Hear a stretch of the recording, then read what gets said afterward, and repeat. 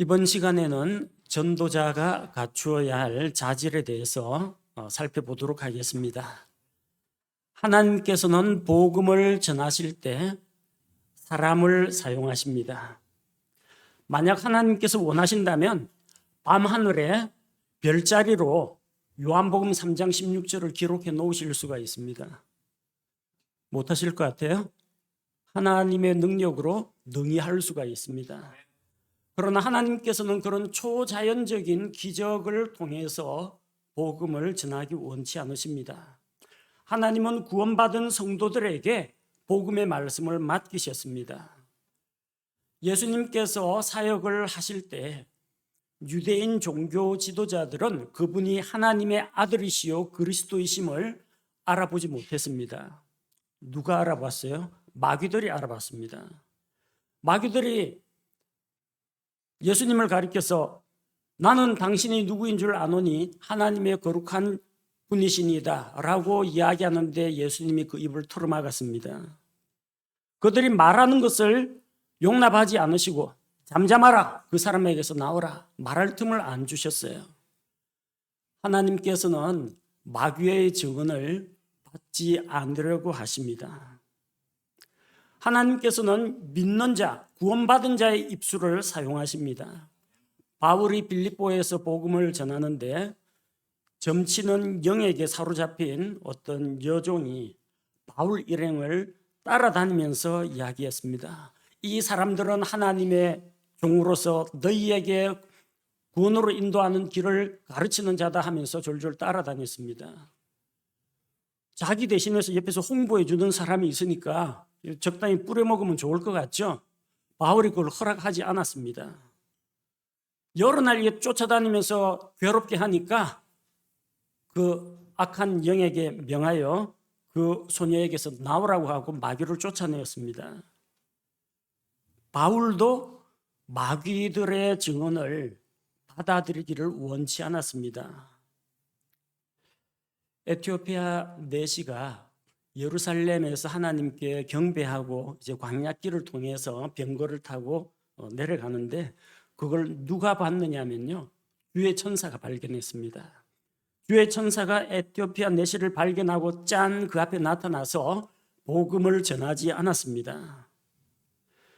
하나님께서는 성령님을 통하여 빌립에게 복음을 전하게 하셨습니다. 이 광야로 내려가는 길로 급히 가라.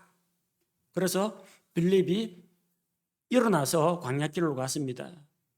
병거 가까이 다가갈 때 성령께서 이 병거로 가까이 다가가라 해서 빌립을 통해서 복음을 전했습니다. 주의 천사도 계시고 성령님도 계신데 복음 전하는 일은 빌립에게 맡기셨습니다. 로마의 백부장 고넬료라는 사람이 있었습니다. 구제와 선행을 통해서 많은 사람들로부터 존경을 받았고 하나님께서도 그것을 보시고 기뻐하셨습니다.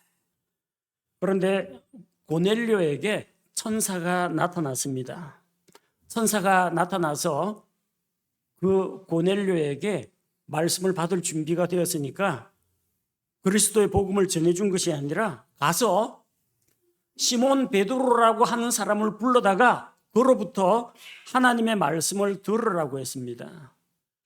그래서 베드로가 고넬료 집안에 찾아가서 고넬료 가족과 그의 지인들을 대상으로 복음을 전하고 사람들이 예수님을 믿었습니다. 하나님께서는 이 복음 전하는 일을 사람들에게 맡기셨습니다. 구원받은 성도들에게 맡기셨습니다. 자연 만물을 통해서 하나님의 존재를 계시하시되 생명의 복음의 말씀은 사람의 입을 통해서 전하십니다. 마귀가 할 수 없습니다. 주의 천사가 하지 않습니다. 성령께서도 사람을 사용하셔서 복음을 전하십니다. 우리가 하나님으로부터 바로 이 복음 전할 귀중한 사명을 받았습니다. 하나님께서 사람을 통해서 이 복음을 전하신다고 했는데 그럼 어떠한 사람을 쓰시느냐? 하나님께서 원하신다면 아무라도 연단시키고 훈련시켜서 쓰실 수가 있습니다. 그러나 하나님께서 쓰시기에 보다 더 적합한 사람으로 우리가 갖추어지는 것이 필요합니다. 그래서 이번 시간에는 우리가 복음 전도의 사명을 감당하기 위해서 어떠한 사람으로 갖추어지고 무장되어야 할지, 전도자가 갖추어야 할 자질에 대해서 살펴보도록 하겠습니다.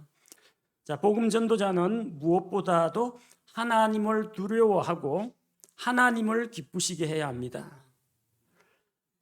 전도자가 겪기 쉬운 어려움 중에 하나가 사람 앞에 설 때의 두려움입니다.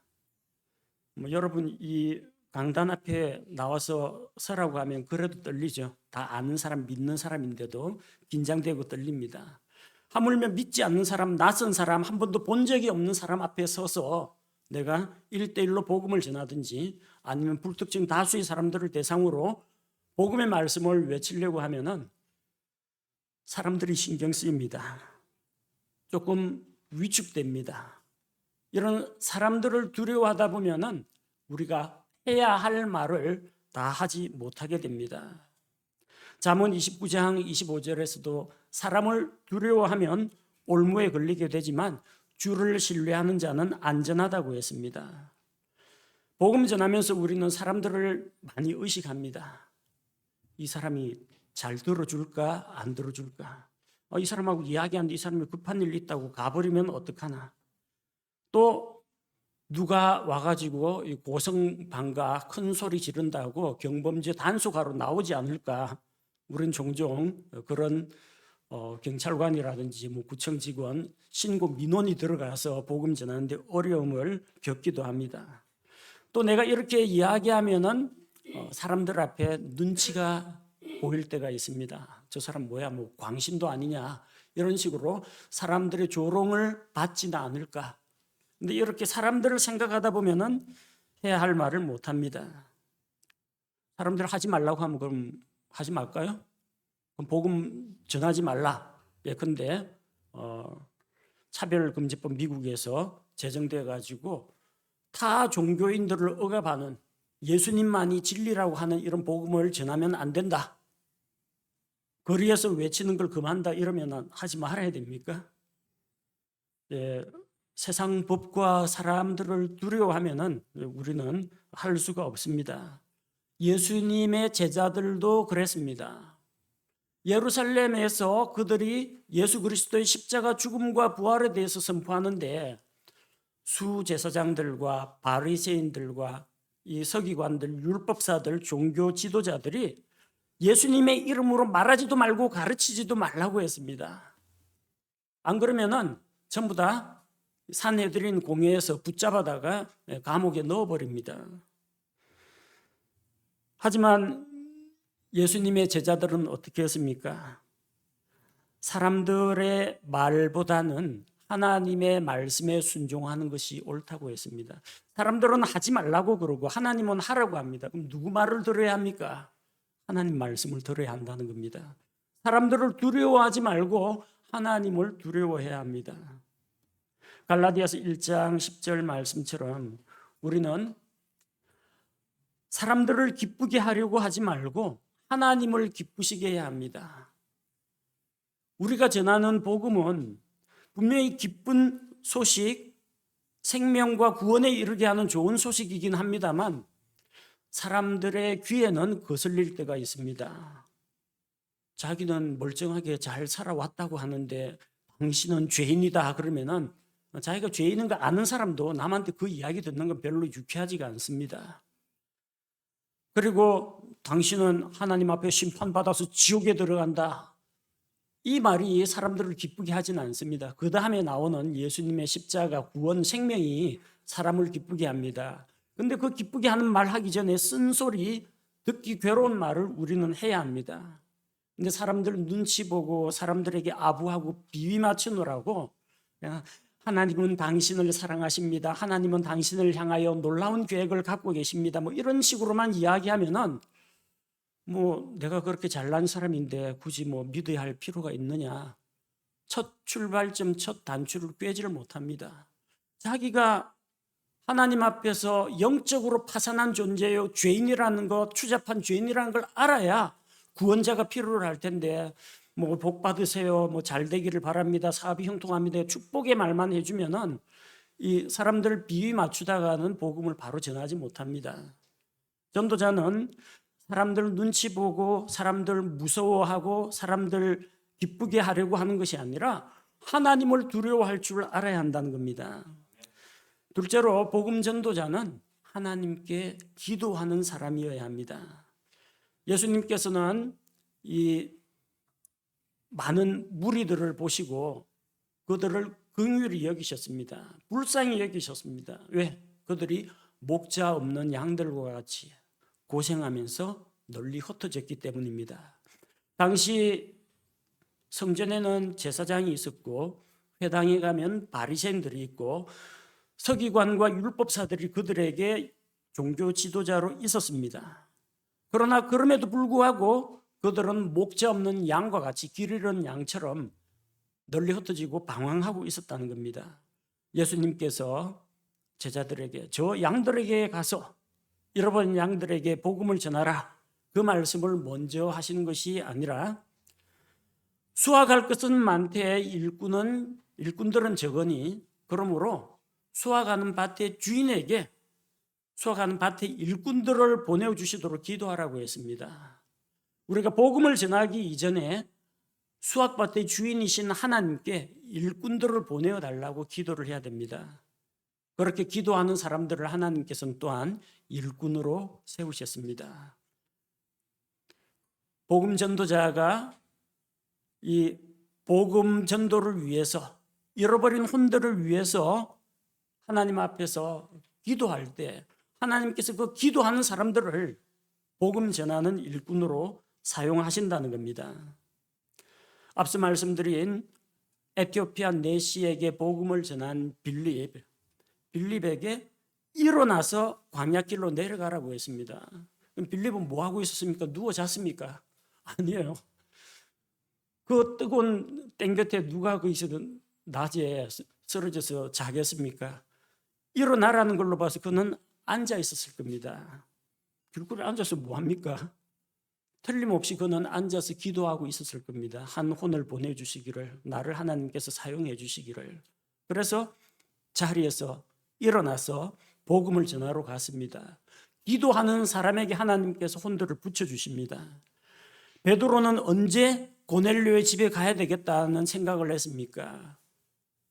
점심시간에 사람들이 점심 식사 준비할 때 자기는 지붕 위에 올라가서 옥상에 올라가서 하나님께 기도할 때 환상 계시를 보게 되었습니다.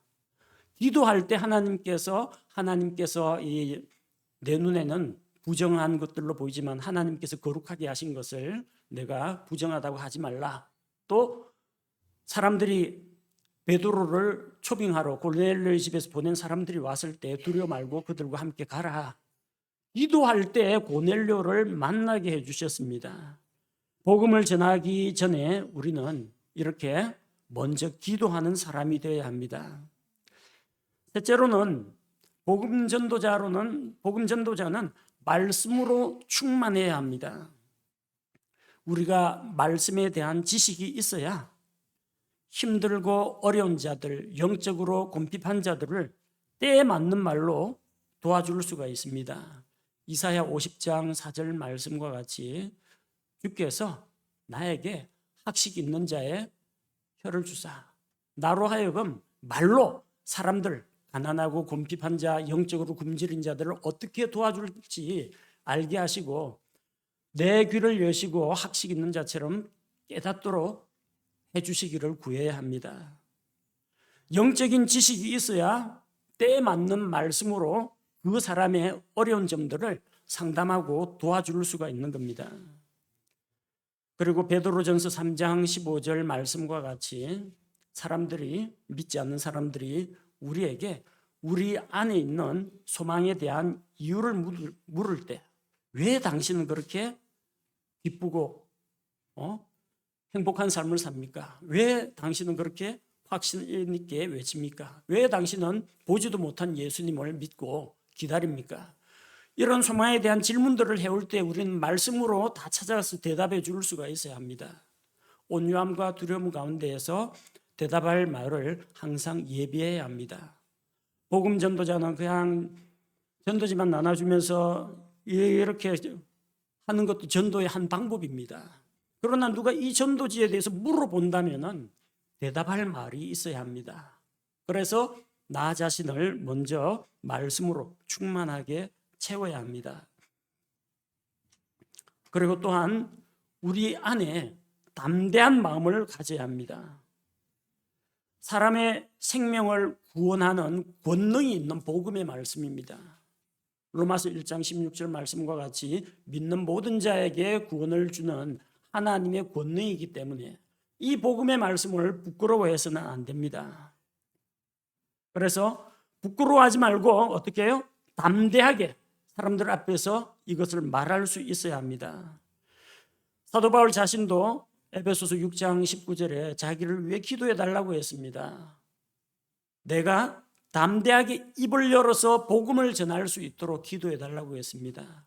복음을 전하는 데는 담대함이 필요합니다. 용기가 필요합니다. 사람들을 두려워하지 않고 사람들 앞에서 자신 있게 확신 가운데 말씀을 선포하려면 하나님께서 담대함을 주시도록 해야 합니다.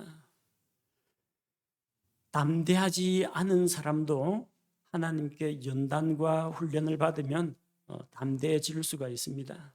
저는 사람들 앞에 나서면요, 이런 사람들 앞에 옛날에 국민학교 다닐 때 앞에 나와서 뭐 발표하라고 하면은 몸이 부들부들 떨리고 목소리가 떨리고 얼굴이 빨개지고 호흡이 가빠가지고 발표를 제대로 못했습니다. 사람들을 사귀는 것도 두려워하고 사람들하고 좀 많이 가까이 먼저 다가가고 친해지고 친구를 사귀지도 잘 못했습니다. 워낙 소심하고 내성적이어서. 하지만 예수님을 믿고 나서 성격에 많은 변화가 또 생겼습니다. 신앙생활을 해오면서 또 선교단체에서 복음을 전하는 증인으로서의 삶을 살면서 담대해졌습니다. 하나님 앞에서 에스겔 대언자에게 주신 말씀과 같이 내 이마로 놋과 같이, 쉽게 말하면 얼굴에 철판 깐 것처럼 담대하게 사람을 무서워하지 않고 두려워하지 않고 부끄러워하지 않고 사람들 앞에서 말할 수 있는 그런 용기를 얻게 되었습니다. 담대함이 부족하십니까? 하나님께 기도하여 하나님께 도움을 받으시기 바랍니다. 그리고 가장 중요한 것은 잃어버린 혼을 긍휼히 여기는 마음이 있어야 합니다. 요즘 날 따뜻해지니까 두실역부터 범어사역까지 동네 한 바퀴 쫙 돌다 보면요, 전도하러 나온 교회들 참 많이 만납니다. 뭐 큰 교회에서 뭐 차를 대접하면서 복음을 전하는 쪽도 있고, 또 전도지에 금방 붙여가지고 나눠주는 분도 있고, 조금 올라가다 보면은 여호와의 증인 피켓 들고 있는 것도 있고, 더 올라가면 몰몬교에서 나와가지고 어쨌든 여기에서도 영적인 기류가, 영적인 싸움이 일어나는 이런 동네입니다. 여러 사람들이 나오는데 제가 동기력이 있습니다. 우리 교회의 교세를 목사님이 나가서 전하라고 하셨으니까. 또 어떤 사람은 기쁜 마음으로 자원하여 하는 사람들도 있습니다. 전도대회 상품이 걸린 교회도 아마 있을 겁니다. 근데 그게 중요한 게 아니라 진짜로 내가 저 잃어버린 혼, 지옥에 들어갈 혼을 안타깝고 불쌍하게 여기는 마음이 있느냐 하는 겁니다. 그런 마음이 있어야 합니다. 누가복음 10장에 나오는 선한 사마리아인 이야기가 있는데, 그 선한 사마리아인 이야기는 길거리 쓰러진 자 부축하고 안전하게 119 불러가지고 병원에 데려다 주라, 단순한 그런 교훈이나 훈계의 말씀이 아닙니다. 누가 강도 만난 자의 이웃이냐 하는 겁니다. 누가 이 사탄의 압제하에 시달리고 지옥으로 끌려가는 그런 자를 보고 불쌍히 여길 자가 누구냐 하는 겁니다. 신분이 중요하지 않습니다. 제사장이다, 레위인이다, 그런 신분이 중요한 게 아닙니다. 그 이방인과 마찬가지로 취급받던 사마리아 사람이었지만 쓰러진 자, 죽어가는 자를 안타깝게 여기고 응급조치해가지고 여관 주인에게 맡겼습니다. 우리 역시 마찬가지입니다. 내가 목사다, 내가 전도사다, 내가 선교사다, 이게 중요한 게 아니라 내가 진짜 그 사람을 안타까이 여기고 불쌍히 여기는 마음이 있느냐 하는 겁니다. 잠언 24장 11절 12절 말씀처럼 너는 사망으로 죽음으로 끌려가는 자를 건져주고 또 죽임 당할 자를 구출하는 일을 외면해서는 안 됩니다. 혹시 자기 마음속으로 생각하기를 나는 그것을 알지 못하였다 할지라도 마음을 감찰하시는 하나님께서는 다 알고 계신다는 겁니다. 분명히 이대로 그냥 내버려 두면은 사망에 이르를 거, 지옥에 들어갈 걸 뻔히 아는데 내가 그냥 마음을 닫아두고 모르는 척 외면해서는 안 된다는 겁니다. 그리고 우리는 하나님의 신비들을 맡은 청지기입니다. 청지기들에게 요구되는 것은 신실한 자로 드러나는 것입니다. 그래서 하나님 앞에서 신실한 마음으로 일해야 합니다. 자기 일에 열심을 내는 사람이어야 합니다. 바울은 변화받기 이전부터 되게 부지런했습니다. 알지 못해가지고 좀 잘못된 방향으로 부지런했습니다. 교회를 핍박하고 예수 믿는 자를 붙잡아다가 고문하고 가두는 이런 일에 열심을 내었습니다. 근데 이런 열심이라도 있어야 되지 아무것도 안 하고 늘어져가지고 다 귀차니즘에 빠져 있는 사람은 이 사람은 아무 일에도 못 씁니다. 직장에도 못 쓰고 영적인 일에도 못 씁니다. 내가 자기 일에 부지런한 사람을 보느냐 그는 왕 앞에 설 것이요 천한 자들 앞에 서지 않을 것이라고 했습니다. 부지런한 자는 왕이신 주님 앞에 부르심을 받아가지고 쓰임을 받습니다. 신실한 자로서 우리는 성실하게 부지런히 복음을 전하는 자가 되어야 합니다. 전도서 11장 6절 말씀처럼 아침에 씨를 뿌리고 저녁에도 손을 거두지 말라고 했습니다. 이것이 잘 될지 저것이 잘 될지 둘 다 잘 될지 우리가 알 수 없기 때문입니다. 바람을 살피는 자는 씨를 뿌리다가 걱정합니다. 씨 뿌렸는데 밭으로 안 떨어지고 길가로 떨어지면 어떡하나 주저하는 마음이 생깁니다. 구름을 살피는 자는 비가 쏟아지면 곡식 기껏 추하게 났는데 비 맞으면 다 썩을 텐데 수확을 못합니다. 그래서 바람을 신경 쓰고 구름을 신경 쓰면 안 됩니다. 하나님께서 맡기신 자기의 사명에 신실해야 됩니다. 그래야 복음 전도자가 될 수 있습니다. 사람을 보지 마십시오. 환경을 보지 마십시오. 하나님께서 맡기신 일만 제대로 하면 됩니다. 그리고 이 선한 일을 하면서 낙심하지 마십시오. 복음을 전하다 보면은 우리를 실망시키는 일들이 많습니다. 좋은 일만 일어나지는 않습니다. 기쁜 마음으로 감사합니다 하고 전도지 받아가는 사람도 있고 힘내시라고 격려해주는 다른 그리스도인들도 만납니다. 근데 어떤 때는요 방해하는 사람도 만납니다. 시끄럽다고 딴 데 가서 하라는 사람도 있고 저기 어디서 나왔느냐 물어가지고 민원 넣고 항의하는 사람도 있습니다. 또 지나가면서 복음 전하면은 뭐 할렐루야 하는 사람도 있고 옆에서 나무함 타볼 하면서 가는 사람도 있습니다. 그 사람이 불교 신자라서 그런 게 아니라 우리 조롱하고 놀리고 힘을 빼놓으려고 하는 겁니다. 어떤 사람은 뭐 기독교 믿는 그리스도인에게 혹시 무슨 안 좋은 일을 당했는지 아주 욕을 하면서 적대시하는 사람도 있습니다. 그러다 보면 힘이 좀 빠지죠. 위축되기도 합니다. 우리 믿음의 이 선배들인 예수 그리스도의 사도들도 그렇게 복음을 전하다가 고난과 핍박을 많이 받았습니다. 또 우리가 맥이 좀 빠질 때가 있습니다. 열심히 외치는데 거리에서 사람이 너무 없어요. 또 열심히 뿌렸는데 거두는 게 없거나 거두는 게 적을 때가 있습니다. 전도의 열매가 적을 때 우리는 또 위축되기도 합니다. 그러나 낙심하지 마십시오. 예수님께서는 자기를 거역하는 죄인들을 오래 참으셨습니다. 히브리서 12장 3절 말씀과 같이 우리가 피곤하여 낙심치 않으려면 죄인들이 예수님을 대적하여 거역하는 일을 예수님께서 오래 참으신 것을 기억해야 합니다. 예수님께서 참으신 것처럼 우리도 죄인들을 향하여 오래 참았고 기다려야 됩니다.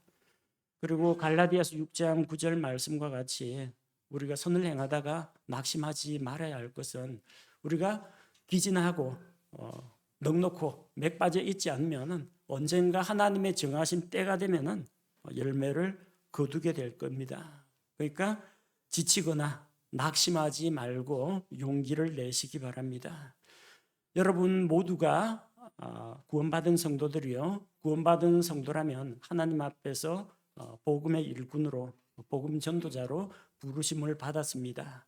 이 전도자의 직무를 잘 감당할 수 있도록 우리가 하나님 앞에서 이러한 성품과 속성들을 가진 사람으로 성장할 수 있도록 무장시켜 달라고, 변화시켜 달라고 하나님께 기도해야겠습니다. 함께 기도하겠습니다. 하나님 아버지, 믿는 성도들을 예수 그리스도의 증인으로 부르시고 복음 전도자로 세우신 것을 감사를 드립니다. 이 귀중한 일을 하나님께서는 천사들에게 맡기지 아니하시고 구원받은 성도들에게 복음의 사역을 맡기신 것을 생각합니다. 주님, 부르심을 받은 자로서 우리가 하나님 앞에서 주를 두려워하는 가운데에서 말씀과 기도로 주님과 긴밀히 교제하며 영적으로 공급받으며 또한 하나님 앞에서 담대한 마음과 확신을 가지고 그리스도의 신실한 일꾼으로서 실망하지 않고 부지런히 하나님의 일에 매진할 수 있도록 도와주옵소서. 우리를 반대하고 대적하는 자들 있을지라도, 우리를 비웃고 조롱하는 자들이 있을지라도, 또 전도의 열매가 없어서 낙심하는 일이 있을 때라도 하나님의 정하신 때가 되면은 거두게 된다는 것과 하나님의 말씀은 결코 헛되이 돌아오지 아니하고 반드시 싹이 나고 열매가 맺게 한다는 것을 우리가 기억하고 주님의 일꾼으로 전도자로 무장되게 도와주옵소서. 예수님 이름으로 기도합니다. 아멘.